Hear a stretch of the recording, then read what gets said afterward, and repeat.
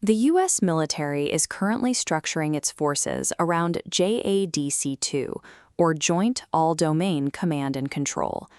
JADC2 is a unified network designed to instantly connect sensors and shooters across all military branches.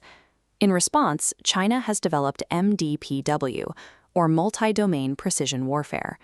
MDPW is a parallel military doctrine focused on linking ground, sea, air, cyber, and space assets to coordinate joint force precision strikes. Both of these modern warfighting concepts rely entirely on PNT and ISR satellites. PNT stands for Positioning, Navigation, and Timing, which provides the precise geographic data needed to guide weapons. ISR refers to Intelligence, Surveillance, and Reconnaissance, which provides the real-time observation necessary for targeting. Because these satellites are the critical nodes for multi-domain operations, they are the primary targets for ASATs. ASATs are anti-satellite weapons, including kinetic missiles and directed energy systems, built specifically to degrade an adversary's orbital network. To protect these networks, militaries are turning to proliferation. Proliferation is the strategy of launching hundreds or thousands of smaller satellites so that the destruction of any single node does not paralyze the larger system. This chart shows the total number of satellites placed in orbit each year by the United States and China. Since 2018, both nations have dramatically accelerated their launch cadences to build out massive, distributed architectures. Beyond sheer volume, nations are executing a secondary strategy by diversifying their orbital locations into Molniya and cislunar regions. A Molniya orbit is a highly elliptical trajectory that provides extended communication coverage over the Earth's poles. Cislunar space refers to the vast, harder-to-reach orbital area beyond geosynchronous orbit, extending just past the Moon. Distributing critical hardware across more satellites and varied orbits creates a buffer against attack, but a buffer only absorbs initial damage. Maintaining a functional network through an extended conflict requires the capability to instantly replace the specific nodes that are lost. That capability is defined as TRSL, or Tactically Responsive Space Launch. TRSL is the operational ability to remove a satellite from storage, mate it to a storable launch vehicle, and place it into a precise orbit within hours or days of an order. The global space industry is defined by a strategic irony. The United States routinely leads the world in total mass delivered to orbit and overall launch efficiency, yet it currently lags in the specific tactical metric of executing rapid, mobile launches under combat conditions. This gap originates from an engineering trade-off at the foundation of modern rocketry. Aerospace engineers must choose between the high payload efficiency of liquid fuel systems, ideal for building baseline architectures, and the rapid mobility of solid fuel systems, which are required for a tactical response. China secures its advantage in rapid reconstitution primarily through vehicles like the Kuaizhou 1A.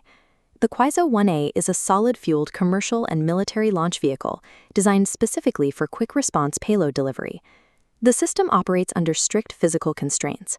Because it uses less efficient solid propellant, it has a low payload capacity, lifting approximately 300 kilograms to LEO. LEO, or low Earth orbit, is the region of space at an altitude of 2,000 kilometers or less, where most observation and communication satellites operate. The United States optimized its launch infrastructure to lift massive commercial payloads economically. China optimized a parallel infrastructure to ensure its launch platforms can survive a preemptive strike and rapidly restore battlefield networks. Liquid fuel rockets generate high specific impulse, meaning they extract a massive amount of thrust from their chemical propellants. This high energy density enables the heavy lift capabilities that drive modern U.S. space dominance. That efficiency carries a severe logistical penalty. Liquid fuel architectures require liquid oxygen and sometimes liquid hydrogen, which must be kept at extremely low temperatures. Managing these propellants require complex GSE, or ground support equipment. GSE encompasses the external infrastructure, including cryogenic pumps and temperature regulation systems, necessary to fuel the rocket right up until ignition. The sheer volume of this fueling infrastructure physically anchors the rocket to a massive permanent launch complex. In a military context, that multi-billion-dollar complex is a single static point of failure. Solid propellant chemistry avoids this vulnerability entirely.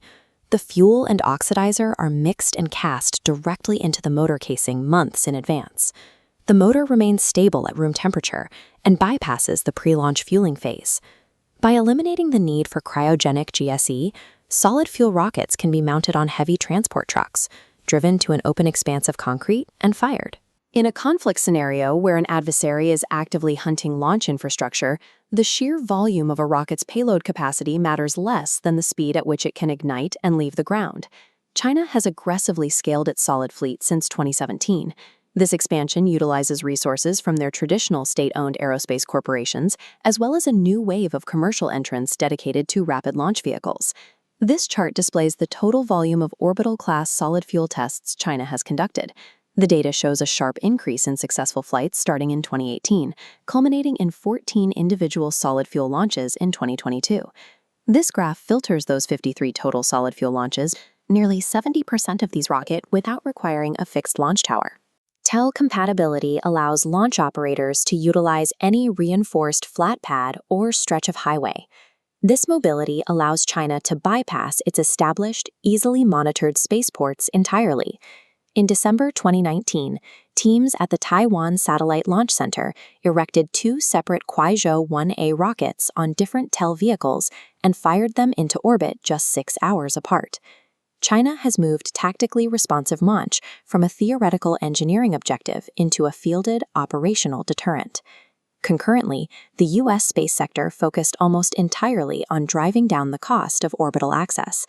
Private companies achieved this by mastering liquid fuel reusability, allowing the first stage of a rocket to land and fly again. While an economic triumph, reusability requires massive ground infrastructure. Liquid fuel boosters must be recovered, mounted to complex umbilical towers, and meticulously refueled. The process provides cheap access to space, but it cannot be executed in a matter of hours from an undisclosed location. This graph compares the exact volume of solid fuel launches between the two nations over the past decade. China has launched 51 solid fuel orbital rockets. The United States has launched 11. Furthermore, the U.S. fleet relies heavily on legacy architecture like the Minotaur. The Minotaur is a solid propellant rocket built from decommissioned intercontinental ballistic missile engines, manufactured over 30 years ago. Crucially, it lacks modern mobility and requires fixed launch pads. In the last 10 years, the U.S. military has conducted exactly one stated tactically responsive launch demonstration, deploying a payload via an airdropped Pegasus XL rocket in 2021. The United States has a responsive launch gap. Its current infrastructure is meticulously optimized for commercial efficiency, meaning it lacks the platforms engineered specifically for wartime survival. Consider a modern conflict in the Pacific theater. If an adversary initiates system destruction warfare, kinetic and cyber strikes will immediately target low Earth orbit, creating wide, blinding gaps in the surveillance and communication networks. Replacing those specific satellites requires fueling heavy-lift rockets at major spaceports like Vandenberg or Cape Canaveral. Those static pads become immediate flashing targets, requiring days of preparation while fully exposed to long-range strikes. Conversely, an adversary equipped with mobile solid fuel launchers can deploy to dispersed, undisclosed locations inland. Within hours, they can place replacement nodes precisely into the required orbital planes, restoring data links to their forces. The ability to carry 60 satellites on a single commercial rocket provides no tactical advantage if the launch facility is destroyed while the propellant tanks are still cooling. Closing this gap requires the U.S. military space sector to treat responsive launch as a distinct engineering discipline, entirely separate from the commercial market. First, the approach to hardware production must shift. Rather than designing custom satellites for specific, scheduled missions, the military must build standardized inventories kept in storage and engineered for immediate integration. Second, the architecture requires an active, survivable backup. The U.S. must direct heavy investment into the research and development of modern, mobile, solid propellant rockets to break its strict reliance on coastal spaceports. Finally, the government must force commercial providers to develop rapid launch protocols for their existing liquid fuel systems. This means pushing the industry to strip away as much pre-launch pad infrastructure dependency as physics will allow. A nation's orbital infrastructure is no longer protected simply by its mass or its altitude. In an era of contested space, true resilience is measured exclusively by how fast an architecture can be rebuilt after it takes a hit.